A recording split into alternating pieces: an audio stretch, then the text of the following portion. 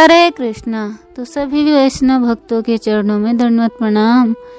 भगवान के 24 अवतारों की कथा, तो अभी तक हमने भगवान के 16 अवतारों की कथा श्रवण की है। अब हम श्रवण करेंगे 17 अवतार की, श्री ऋषभ अवतार की कथा।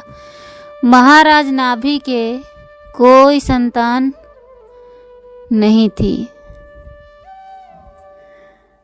महाराज नाभि के कोई संतान नहीं थी, इसीलिए उन्होंने अपनी पत्नी मेरु देवी के सहित पुत्र की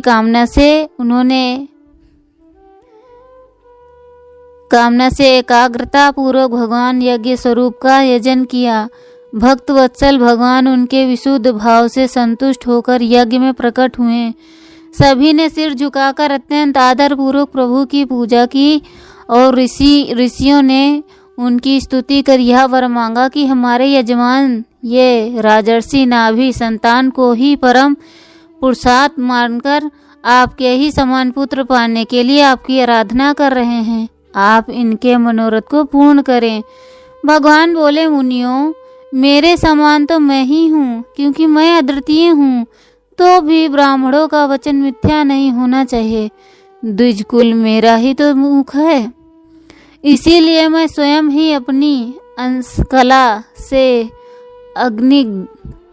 अग्निध्र नंदन नाभि के यहाँ आकर अवतार लूँगा, क्योंकि अपने समान कोई और दिखाई नहीं देता। यह कहकर भगवान अंतर्धान हो गए और यथा समय महाराज नाभि की पत्नी मेरु देवी के गर्भ से ऊर्ध्वरेता मुनियों के धर्म प्रकट करने के लिए शुद्ध सत्वमय विग्रह से प्रकट हुए।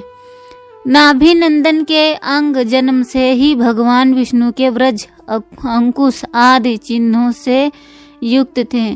सभी श्रेष्ठ सद्गुणों से युक्त होने के कारण महाराज नाभि ने उनका नाम ऋषभ श्रेष्ठ रखा।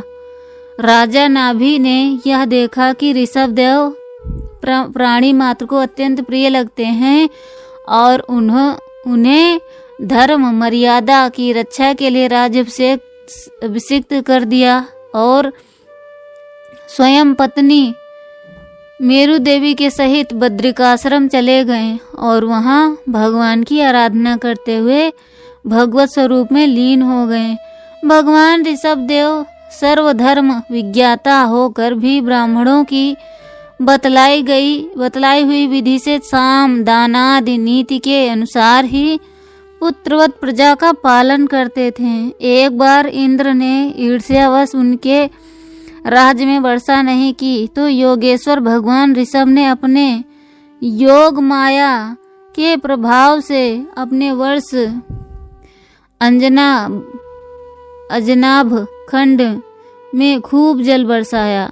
आपने लोगों को गृहस्थ धर्म की शिक्षा देने के लिए देवराज इंद्र की कन्या जयंती से विवाह किया और उनके गर्भ से अपने ही समान गुण वाले 100 पुत्र उत्पन्न किए। भगवान ऋषभ देव जी के 100 पुत्र में भरत सबसे बड़े थे और ये बड़े भगवत भक्त थे। श्री ऋषभ देव जी ने पृथ्वी का पालन करने के लिए उन्हें राजगद्दी पर बिठा दिया और स्वयं उपशमशील निवृत्ति परायण मुनियों को भक्ति ज्ञान और वैराग्य परम हंस योचित शिक्षा देने के लिए बिल्कुल विरक्त हो गए। निरंतर परमानंद का अनुभव करते हुए दिगंबर रूप से स्थिता भ्रमण करते हुए भगवान ऋषभ देव का शरीर कुटकाल चक्र के वनों में घूमते हुए प्रबल दावाग्नि की लाल लपट में लीन हो गए।